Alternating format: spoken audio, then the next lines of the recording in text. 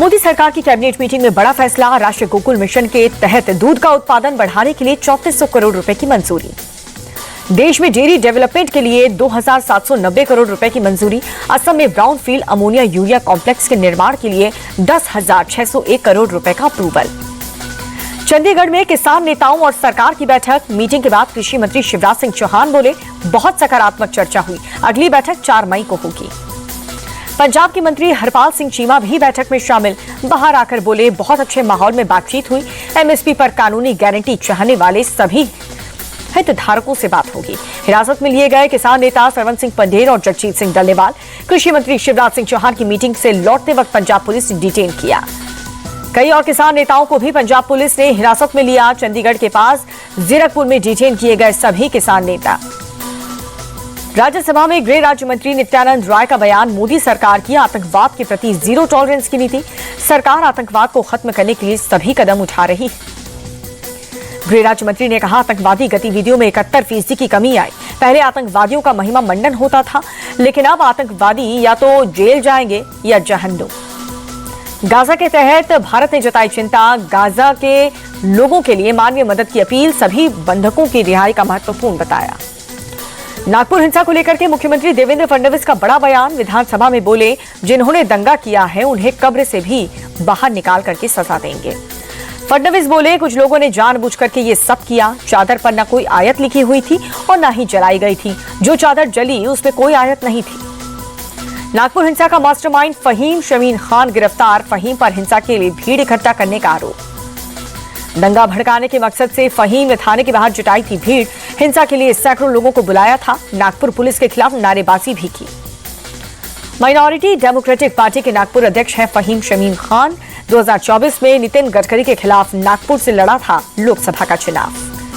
नागपुर हिंसा मामले में आरोपियों की धरपकड़ जारी है। अब तक 57 दंगाई अरेस्ट कर लिए गए हैं। गिरफ्तार आरोपियों से 7 नाबालिग। नागपुर हिंसा में बजरंग दल के 8 कार्यकर्ताओं का थाने में सरेंडर। हिंसा वाले दिन धार्मिक भावनाओं को ठेस पहुंचाने के मामले में 9 लोगों के खिलाफ केस दर्ज। नागपुर हिंसा मामले में दर्ज एफआईआर में बड़ा खुलासा। भीड़ के हाथ में थी कुल्हाड़ी जैसे घातक हथियार। उग्र भीड़ ने पुलिस के ऊपर पेट्रोल बम फेंका।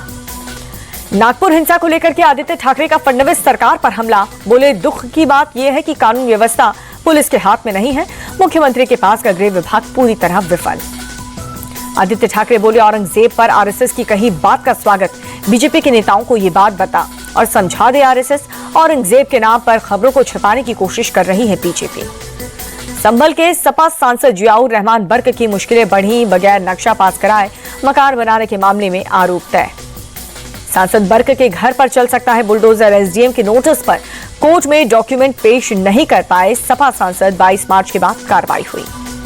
लैंड फॉर जॉब मामले में लालू यादव से पूछताछ खत्म। पटना दफ्तर में ईडी ऑफिसर ने करीब 4 घंटे तक सवाल जवाब किए। कल राबड़ी और तेज प्रताप यादव से हुई थी पूछताछ। ईडी दफ्तर के बाहर आरजेडी कार्यकर्ताओं ने की नारेबाजी। ईडी की गाड़ी को भी घेरा। लालू फैमिली से पूछताछ का विरोध। लालू परिवार से ईडी की पूछताछ को लेकर के तेजस्वी यादव का बीजेपी पर अटैक। कहा, बीजेपी की जो भी A to Z टीम है वो बिहार में लग गई है। बीजेपी नेता और केंद्रीय मंत्री गिरिराज सिंह का बड़ा बयान। बोले, बिहार को भ्रष्टाचार परिवार का कोई मुख्यमंत्री नहीं चाहिए। बिहार को नीतीश कुमार जैसा स्वच्छ मुख्यमंत्री चाहिए। अखिलेश प्रसाद को बिहार कांग्रेस अध्यक्ष पद से हटाए जाने की बेटी का इशारों में कांग्रेस नेतृत्व पर अटैक। सोशल मीडिया पर लिखा, जब नशा मनोज पर छाता है पहले विवेक मर जाता है। दिल्ली एमसीडी हाउस में बीजेपी और आम आदमी पार्टी पार्षदों का एक दूसरे के खिलाफ प्रदर्शन। कांग्रेस के पार्षदों ने भी संविधान बचाओ के पोस्टर लहराए।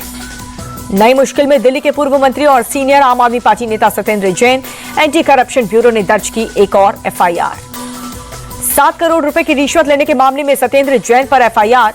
सीसीटीवी प्रोजेक्ट के कथित धांधली में 16 करोड़ का जुर्माना माफ करने के लिए रिश्वत लेने का आरोप। आम आदमी पार्टी सांसद संजय सिंह बोले, सत्येंद्र जैन पर लगे आरोप बेबुनियाद और झूठे। हमेशा आम आदमी पार्टी को परेशान करने में लगी रहती है केंद्र सरकार। दिल्ली बीजेपी अध्यक्ष वीरेंद्र सचदेवा बोले, केजरीवाल और सत्येंद्र जैन घोटाले के मास्टरमाइंड 2023 में ही ईसीबी की जांच में दोषी पाए गए थे सत्येंद्र जैन। तब केजरीवाल ने रुकवा दी थी फाइल। प्रयागराज महाकुंभ को लेकर के अखिलेश यादव का केंद्र सरकार से सवाल। पूछा, भारत सरकार ने महाकुंभ के आयोजन में कितना बजट दिया? यूपी सरकार भी बताए क्या बजट मिला। अखिलेश बोले, महाकुंभ में करीब 1000 श्रद्धालु लापता। बीजेपी लापता लोगों की जानकारी दे और उनके परिवार की मदद करे। अखिलेश यादव पर केशव मौर्य का पलटवार, बोले समाजवादी पार्टी तुष्टीकरण की घटिया राजनीति करती है। तुष्टीकरण के लिए ये लोग महाकुंभ पर सवाल उठाते हैं। केशव मौर्य बोले अखिलेश छत्रपति शिवाजी महाराज के सम्मान की बात करते हैं, फिर अबू आजमी अब तक समाजवादी पार्टी में क्यों है? अखिलेश उन्हें बाहर क्यों नहीं निकालते? पश्चिम बंगाल की सीएम ममता बनर्जी का केंद्र पर निशाना, कहा केंद्र सब टैक्स ले जाता है, हमें हमारा हिस्सा नहीं मिलता। ममता ने कहा बैंक के लोन भरने में अगर देरी हो जाए तो ब्याज बहुत बढ़ जाता है। गुजरात के हीरे पर नो टैक्स, हमारे जीरे पर भी टैक्स। ममता बनर्जी का नाम लिए बिना बीजेपी पर बड़ा अटैक, कहा कि वो जिस धर्म की बात कर रहे हैं वो आयातित धर्म है। हम रामकृष्ण देव और विवेकानंद के धर्म को मानते हैं। पश्चिम बंगाल विधानसभा के बाहर बीजेपी विधायकों का विरोध प्रदर्शन, विधानसभा अध्यक्ष बीमान बनर्जी के खिलाफ जमकर के नारेबाजी। टीएमसी कार्यकर्ताओं ने पश्चिम बंगाल के नेता प्रतिपक्ष और बीजेपी विधायक शुवेंदु अधिकारी का विरोध किया, काले झंडे दिखाकर के वापस जाओ के नारे लगाए। यूपी के मेरठ में दिल दहला देने वाली वारदात, पत्नी ने प्रेमी के साथ मिलकर के मर्चेंट नेवी पति की जान ली, दोनों प्रेमी और प्रेमिका गिरफ्तार। पुलिस के मुताबिक 4 मार्च की रात पत्नी मुस्कान ने पति सौरभ को खाने में बेहोशी की दवा दी। कुछ देर बाद प्रेमी साहिल को बुला करके चाकू से पति की जान ले ली। हत्या के बाद प्रेमी और प्रेमिका ने मिलकर के शव के 15 टुकड़े किए हैं। बदबू से बचने के लिए ड्रम में शव के टुकड़े को डाल करके सीमेंट में जमाया। कातिल बेटी की करतूत पर मां बाप शर्मिंदा। मुस्कान की मां ने कहा हमारा दामाद बहुत अच्छा था, उसकी जान लेने के लिए बेटी को फांसी की सजा होनी चाहिए। भारतीय मूल की अंतरिक्ष यात्री सुनीता विलियम्स की धरती पर वापसी, सुबह करीब 3:27 पर फ्लोरिडा के तट पर लैंड हुआ ड्रैगन स्पेसक्राफ्ट। पीएम मोदी ने सुनीता विलियम के साथ पुरानी तस्वीर ट्वीट पोस्ट की, लिखा उनका अटूट दृढ़ संकल्प हमेशा लाखों लोगों को प्रेरित करेगा।